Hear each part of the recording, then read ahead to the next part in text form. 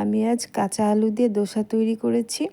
খুবই ক্রিস্পি হয়েছে, দেখতেই পাচ্ছেন কালারটা কতটা সুন্দর হয়েছে। কাঁচা আলু আর সুজি দিয়ে আমি এই দোসাটা তৈরি করেছি, কোনো রকম ডাল ছাড়া। আসসালামু আলাইকুম, কেমন আছেন সবাই? চলুন দেখা যাক এই দোসাটি আমি কিভাবে তৈরি করেছি। প্রথমে আমি কাঁচা আলু নিয়েছি।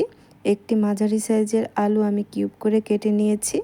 এখন আমি আরও দিয়ে দিচ্ছি 2টি কাঁচামরিচ, সামান্য পরিমাণে আদা আমি স্লাইস করে কেটে নিয়েছি। আরও দিয়ে দিচ্ছি 1 চামচের মতো জিরা, গোটা জিরা দিয়ে দিচ্ছি। ঝালটা আপনাদের টেস্ট অনুযায়ী দিয়ে নেবেন। এখন আমি এই আলুগুলো ব্লেন্ড করে নেব। আলুগুলো খুব মিহি করে আমি ব্লেন্ড করে নিয়েছি, কোনো রকম দানা থাকা যাবে না। আলুটা খুব ভালো করে মিহি করে নিতে হবে, আর পানি দেওয়া যাবে না, পানি ছাড়াই ব্লেন্ড করে নিতে হবে। এখন এই ব্লেন্ড করা আলুর মধ্যে আমি দিয়ে দিলাম 1/2 কাপ টক দই। টক দইটা অবশ্যই দিতে হবে। আরও দিয়ে দিচ্ছি 1 কাপের মতো সুজি। আমি আরও দিয়ে দিচ্ছি 1/2 কাপ চালের গুঁড়ো। এখানে আপনারা চাইলে বেসন অথবা ময়দা দিতে পারেন। আমি এখানে 1/2 কাপ আতপ চালের গুঁড়ো দিয়ে দিলাম। আরও দিয়ে দিচ্ছি 1 চামচ চিনি। চিনিটা অপশনাল, তবে দিলে কালারটা ভালো আসবে দোসার। আরও দিয়ে দিলাম স্বাদ মতো লবণ। এখন আমি 1 কাপ সুজির জন্য 1 কাপ পানি দিয়ে দিচ্ছি। 1 কাপ সুজির জন্য 1 কাপ পানি দিতে হবে। আর যেহেতু আমি এখানে চালের আটা দিয়েছি, এর থেকে বেশি পানি দেওয়া যাবে না। এখন আমি ভালো করে ব্লেন্ড করে নেব। সবগুলো উপকরণ আমি ভালো করে ব্লেন্ড করে নিয়েছি, দেখতে পাচ্ছেন থিকনেসটা এরকমই হবে। আমি এখন এটি রেস্টে রেখে দেব। রেস্টে রেখে দিলে আর একটু ঘন হয়ে আসবে।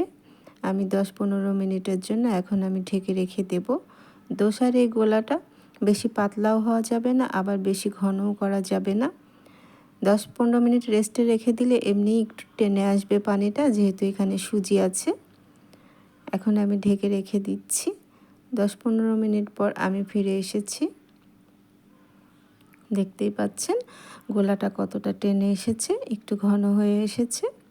আমার দোসার গোলাটা এরকমই ঠিক আছে, এর থেকে আমি বেশি পাতলা অথবা ঘন করতে চাচ্ছি না। গোলাটা যদি ঠিক মতো হয় তাহলে দোসাটা খুব ভালো করে হয়ে যাবে, প্যান থেকে উঠে আসবে। এখন আমি এখানে দিয়ে দেব 1 চামচ খাওয়ার সোডা।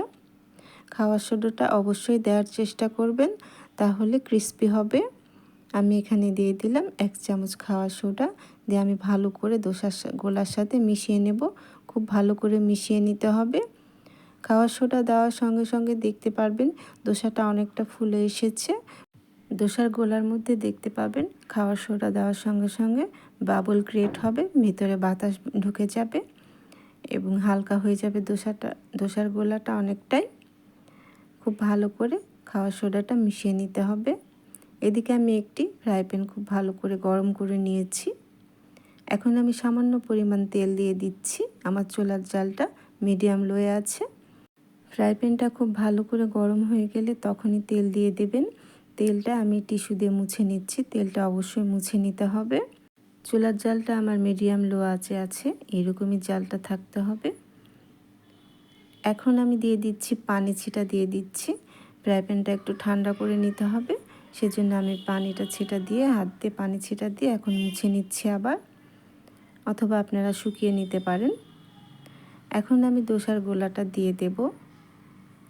আমি দোসার গোলাটা দিয়ে দিচ্ছি, দেখতে পাচ্ছেন একই সাইড দিয়ে এভাবে ঘুরিয়ে ঘুরিয়ে দিতে হবে। এক সাইড দিয়েই ঘোরাতে হবে। চুলার জালটা লো আছে, এভাবে ঘুরিয়ে ঘুরিয়ে দিতে হবে। দেখে বুঝে নিতে হবে আমি কিভাবে দোসার গোলাটা দিয়ে দিয়েছি। এখন যেন দোসাটা ড্রাই না হয়ে যায়, সেজন্য আমি সামান্য পরিমাণ তেল দিয়ে দিচ্ছি সাইড দিয়ে এবং উপর দিয়ে। আপনারা চাইলে এখানে বাটার অথবা ঘি দিয়ে দিতে পারেন। সামান্য পরিমাণ তেল দিতে হবে যাতে দোসাটা ড্রাই না হয়ে যায়। 2-3 মিনিট পর দেখবেন ফ্রাই প্যান থেকে এমনি এমনি উঠে আসছে দোসাটা। আমার এই দোসাটা তৈরি হয়ে গেছে, দেখতেই পাচ্ছেন কি সুন্দর উঠে আসছে এবং ক্রিস্পি হয়েছে। আস্তে করে সাইড দিয়ে উঠিয়ে নিতে হবে।